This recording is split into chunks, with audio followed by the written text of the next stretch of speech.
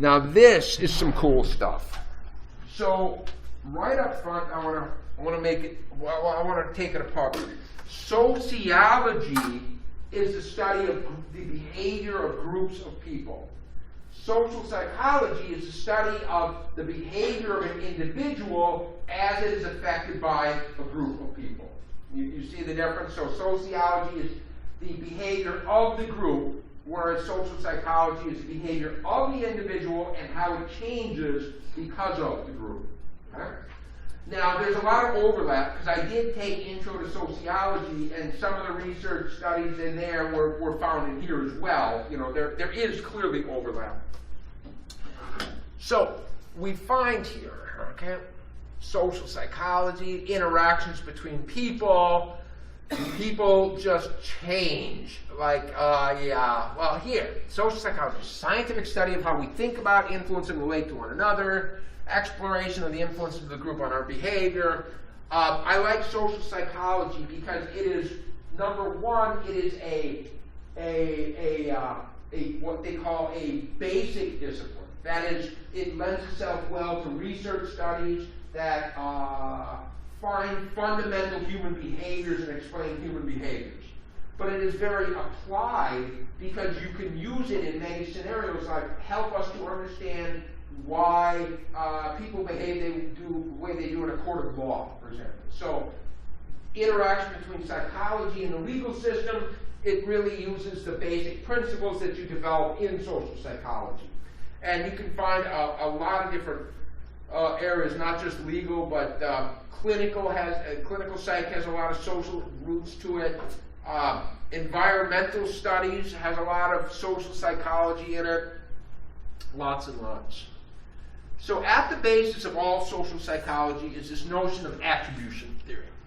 And what happens with what attribution theory says is we are all incredibly judgmental creatures.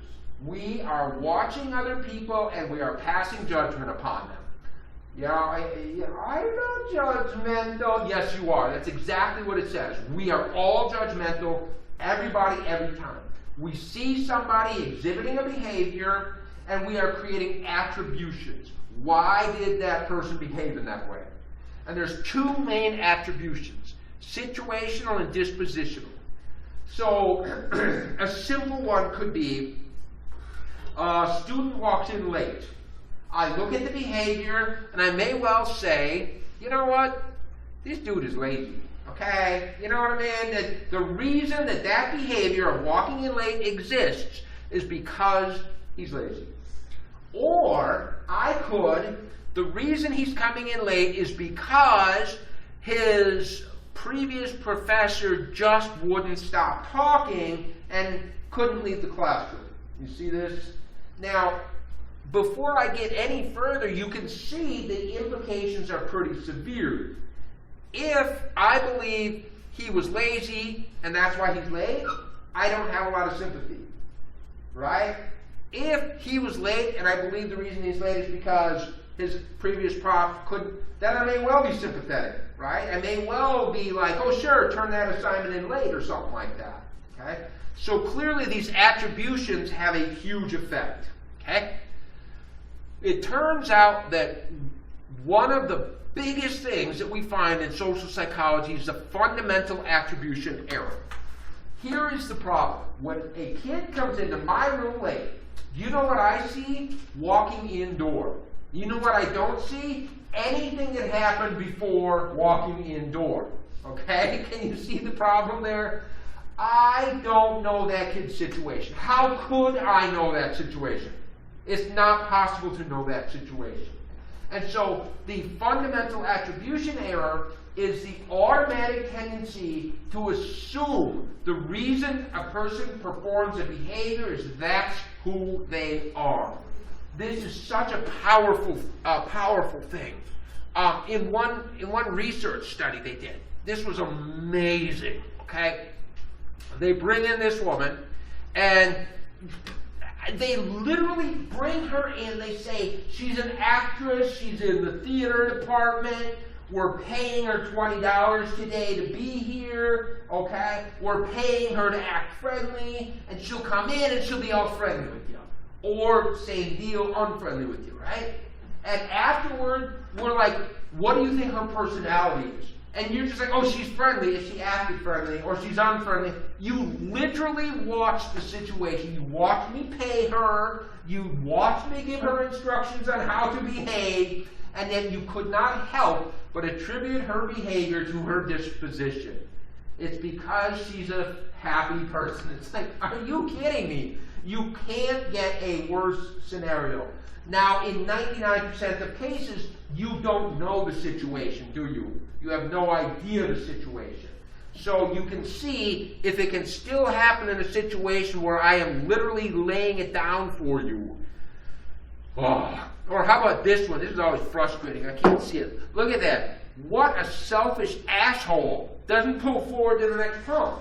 You know them selfish bastards? But guess what? But when this dude pulled up, for all we know, there was another car in front of him. Right? What do we know?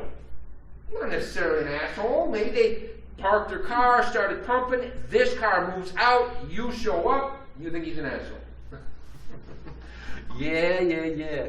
And this is at the very core of, perhaps you've heard of, some actors or actresses will become typecast. Have you heard of that? Typecast. And so one of the worst one was Leonard Nimoy. Leonard Nimoy from Star Trek, he played Spock. Live long and prosper.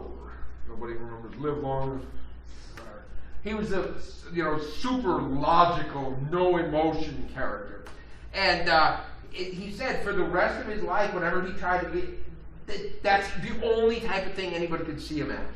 Or certain actors are just, once they have played the villain in a particularly memorable role, they will never be able to play the good guy. It's just, they're gone. They just can't do it anymore. So, very similar ideas. Okay, so yeah. Well, we already said that. Somebody cuts you off. Maybe the driver's ill. You feel okay about it. You know, you are cautious.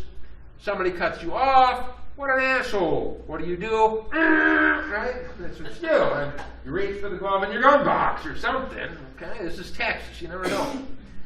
Right?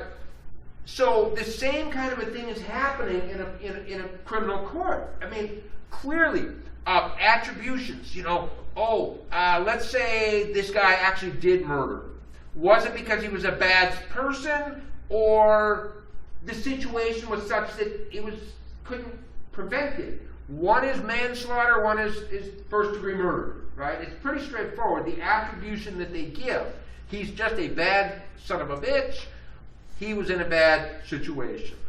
Managers, absolutely. A manager has to make an annual evaluation of an employee's performance. If an employee's performance is poor, the manager has to say, is this performance because they're just a bad employee, so I should fire them? Or is it that there's just some situation to which I should be addressing to improve performance? Obviously, you get a different result with a dispositional and a situational attribution. We find this is true even in politics. We find, I'm sorry to tell you, but the conservative mindset is to focus on dispositional attributions. Do you know why somebody's poor? Because they're lazy. Got it? That's a dispositional attribution, isn't it? What would be the more liberal attribution? A person is poor because they lack opportunities. See the two? And we've already said, if you're poor because you're lazy, why would I be sympathetic? Why would I support welfare programs for you if I believed a dispositional attribution? Okay? So clearly, these attributions are at a very core part of our society. Okay? All right, so that's cool. I like attribution theory, and I really love how whenever I hear somebody telling me that they're not judgmental, I mean, it's just like, yes, you are. You are judging me right now. I know you are. Okay? So next one I want to kind of talk about is self-presentation. And self-presentation is issues related to how you put yourself out to the world around you. Okay? Self-presentation, clearly, you know what? Today I wore a tie. You know why? Because I was going, I often wear a tie, but I wore a tie today in specific because I thought I wanted to make sure to present myself in the right way, because I am the faculty advisor for Psi Chi, and I need to be at the induction ceremony, so I better make sure that I have the appropriate presentation of who I am, right? So it's this monitoring, sort of like monitoring of the way that the world sees you. Okay? One of the things that is pretty interesting is this notion of the spotlight effect. And this is best portrayed with the whole idea, you know, the teenager that gets a pimple, and they're convinced that if they go out in public, the only thing anybody is ever going to see is that pimple on their face. And it's like, nope, nobody sees it. I'm sorry. You might think that people are watching. They're not. In one very neat study, they had somebody wear a Barry Manilow t-shirt. Now, Barry Manilow has never been a popular, I mean, it's just, his music is pop, but nobody wants to admit they are. So it was an embarrassing thing to wear this t-shirt. And so a person was, you know, you wear this in front of a class, and, you know, going to class and wear this shirt. And afterward, they asked the person wearing the shirt, how many people do you think noticed that you were wearing that shirt? That incredibly embarrassing shirt. And the person that wore the shirt was like, oh my God, 70% of the people were watching me. They saw it. And then you ask the people in the class, and they're like, 2 people saw it. 2 people even noticed it existed. So, number one, our notion of self-presentation is skewed because we believe that we are somehow the center of other people's attention. And they're just caught up in their own little lives, aren't they? I mean, you're caught up in your business. You ain't got the extra resources to deal with somebody else's. Yeah, the self-concept. Yeah, well, whatever. Yeah. Self-reference effect. This is very interesting. That our memory is better, and we talked about this in the memory chapter, but our memory is better if we can somehow associate it with ourselves. That's nice. I like this possible selves idea. That we have, in fact, I had a student one time, and she had her binder, and on the binder was a fairly skimpy-clad bikini girl. And I was like, why are you carrying a picture of this bikini? I mean, you're not even a teenage boy. What's up with that, you know? And she said, I look at that every day, and I use that as my possible self. The thing that I would like to become. And I use it to remind myself every day. I'm like, okay. It's an interesting idea. When our social self, okay, clearly our social self is based on roles we play. As a father, I am expected to behave in certain ways. As a professor, I'm expected to behave in certain ways. Social comparisons. This is actually pretty interesting, that the way that we view ourselves in many ways is the result of who we compare it to. So, say in some sense, when I was a poor student, I lived in kind of shitty housing, and do you know what? I didn't feel poor because I compared myself to all the other students around me. You know what I mean? You define who you are by comparing yourself to these others. And this is at the core of why I think it was TikTok that had a huge controversy just maybe last year with the teenage girls that were getting a false sense of what they were supposed to be. Because what happens with social media, I mean, that shit is evil. I will not touch social media. Because what happens is, people post their best days. They post when they're smiling, they post when their makeup is perfect, they post when the meal is incredible. They don't post when it's shit. They don't. And so if you are consuming social media, you're creating social comparisons. And you're looking at yourself.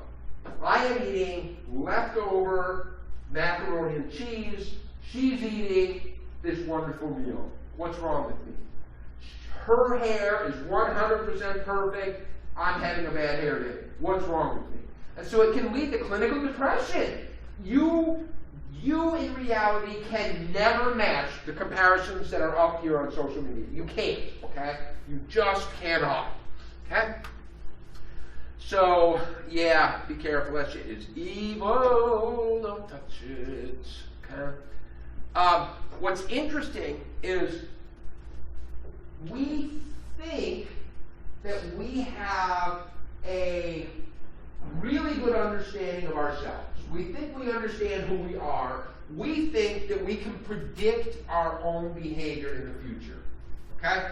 And it turns out that we are horrible at predicting our behavior in the future. If you ask people, let's say you're going into a hotly charged presidential election, and in September you ask all the students in the class, how many people are going to vote? And you're going to get like 90% of the people go, yes, I am definitely going to vote in this election.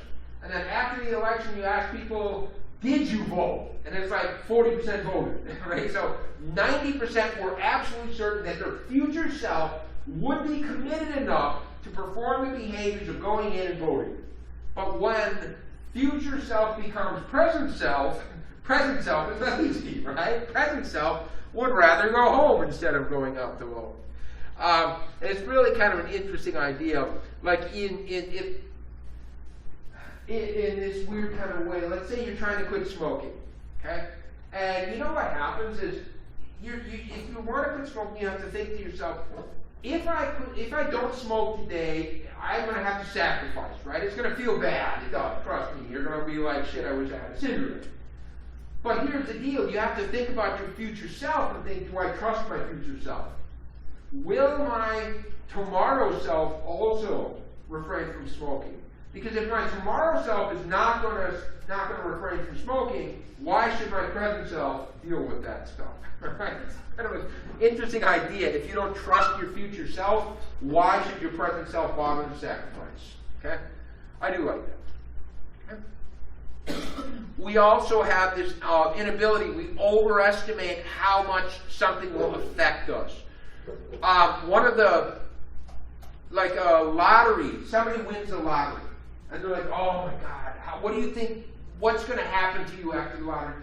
I'm just going to be so happy forever. You know what happens after about 6 months, even though it's $1 million+ lottery? They just come right back to a new normal, and they're not ecstatic. It just goes away.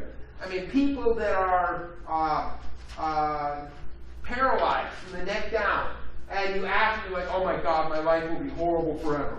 And then you follow up on them, and a year later they go, you know what, my life is better than ever. I never took the time to watch a sunrise in my life. I just never did, okay? I was always doing something else.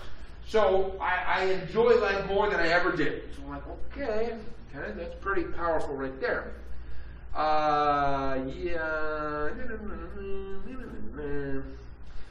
Dual attitudes, yeah, I'm going to get more to that when we get, especially to prejudice.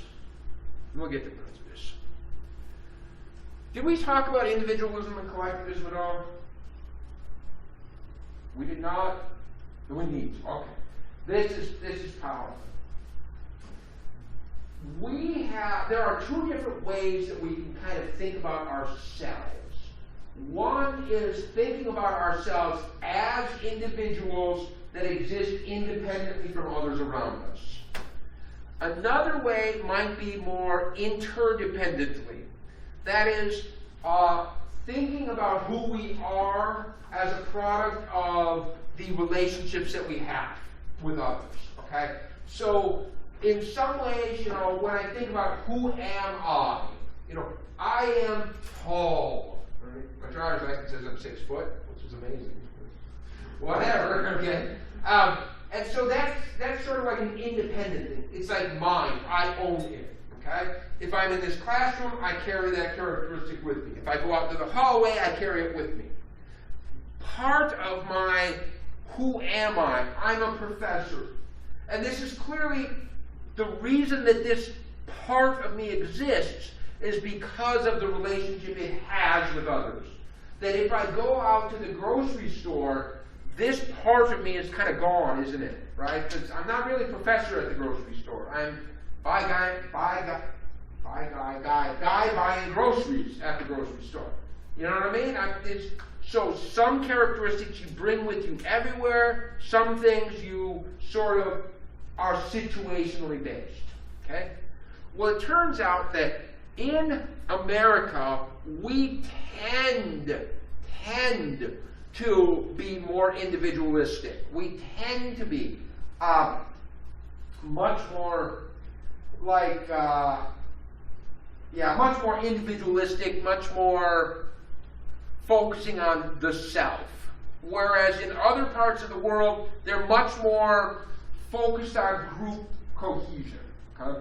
So I got a really interesting story, because you got to remember my wife comes from Korea, which is a very collectivistic country. They're very collectivistic, whereas we're much more individualistic. So one of my biggest role models was my great-grandmother. Okay? My great-grandmother became a widow in 1975 or 6, something like that. And she lived in an apartment by herself. She was legally blind. She had a busted up knee, so her children would come in to bring her mail and read to her and, do her laundry, because she couldn't deal with that. But, she lived on her own. And somewhere around 1986, she got real sick and had to go to an assisted living center. And they were telling her, ma'am, you're never going back home again. This is it. And my great-grandmother goes, oh, no, I am going back home. There is no way I am going to die here. I am going to my apartment. 6 months later, she's out of there. Now, I'm surprised, because that's her. She was a tough chick, okay? So then she lives by herself. She lives alone in this apartment until the day she died. Right? She had her goldfish. She had her soap operas. She had her spread, all right? She had her stuff. So I tell this to my wife, and my wife, again, very collectivistic. I said she lived alone until the day she died. And my wife says, so she was lonely? No. She lived alone. And my wife could not tease apart lonely from alone. Okay? It just didn't make sense to her. And you know what? When I tell this story about this, my grandma as a role model to show me such strength of character, all my wife heard from the story was, your uncle is a son of a bitch. How dare he not bring his own mother to live with him? And I'm like, if you would have told my grandma, you have to give up your apartment and go live with Dave, that would have kicked her ass, okay? That would have killed her. And so the very thing that my wife just could not comprehend is the thing that I feel is the reason she's my role model. So it's really a strange idea. But these notions of individualism and collectivism have huge implications. Like in individualistic nations or individualistic cultures such as America, we like to make our own choices. I like to choose my things. People in collectivistic cultures are much happier, are okay if somebody else makes a choice for you, as long as this is somebody you trust, okay? And so this one had huge conflict for us, because when we lived in Springfield, Missouri, before coming down here, there was Chinese restaurants on every corner, and I'm not even exaggerating. Every corner had a Chinese restaurant, and they were all run by Korean people, and so we pretty much knew every single owner, and we had free Chinese buffet every restaurant we could find. It just is what it is, okay? And so we would go there, and the kids were, my children were little, and so, you sit down, and you got to put the kids, and then the adults have to take turns going to the buffet, right? So my wife would go up to the buffet, and she would come back with food for me. And she would give me the food like she was doing a good thing, right? It was like, how do you know what I want? You went to the buffet, and somehow you think you know what I want? And she's like, but I know you. You're my husband. And I'm like, yeah, but I want to see what they got. Maybe it might be generally true that I like the sweet and sour chicken, but maybe if I see the sauce today and it's all scummy, maybe I don't want to touch that one, right? And so even if I would have brought the exact same food back that she put, it would have been better if I put it on my own plate. You got it? It's somehow better if I'm in charge of it. Didn't work. Didn't work, okay? And to this day, she still does this kind of thing. So, you know. So here, for example, I love this. In Korean context, again, very collectivistic. For the life of me, there's no possible way I would ever know my brother-in-law's name. I have spent so many months literally living in his apartment. I would never be able to pick out his name from a list of 100 names, okay? Because he is, oh God, I gotta remember all my nephew's names. Oh, I can't even remember my nephew's name. Jeong Appa, right? He's just Jeong Appa, that's what you call him. You don't call him by his first name. Jeong Appa meaning father of Jeong, right? So this is how I refer to the guy. And so, even though I don't know his name, all right? Which could be problematic, all right? Could be interesting. Or I call my sister-in-law Nuna. Nuna. She loves that. She thinks that's the greatest thing in the world, to call her Nuna. Yeah, I sometimes call my wife Nuna just to piss her off. Nothing like that, okay? But it's funny when you do it to her sister. So, when we have this more independent sense of self, we see ourselves as existing in a world different from these people, okay? Whereas people with more of an interdependent self from collectivistic cultures, the very definition of who they are is a function of this overlap here, okay? So, I like this idea. My brother is an asshole. My brother is the worst human being I have ever met in my life. I could not. So do you know what? Brother, there isn't even one. You know why? Because he's an ass. I got rid of him. Okay? And I tell this sometimes. I remember at one point, Wesley, we had a huge influx of students from Saudi Arabia. And I tried to explain to these students from Saudi Arabia that I got rid of my brother. I just pushed him out. And they looked at me and went, "You can't get rid of brother, are you kidding me? I mean, look at this. If you get rid of brother," pretend it says brother, "you lose a chunk of your soul. How can you get rid of brother? You can't get rid of brother." Oh, shit, right? Gone. He's an asshole, he's out of there. Okay? So it's really an interesting idea is that you find because these overlaps create who you are. See, now, here's my experience in America. Let's see, I finished high school, then I moved on to my bachelor's degree in a new city, and I started from scratch. So, high school, gone. Where are they? Never saw them again, right? Finished my bachelor's degree, had lots of roommates and friends. Where are they now? Gone. Moved on to my master's degree. And so I have had a lifetime of resetting this system over and over and over, right? Because every time I move to a new state or a new university, you start from scratch. My wife, oh my God, she's got middle school friends, grade school friends. She's got a network of friends from, she went to Kyunghee University, and they had a classical music club.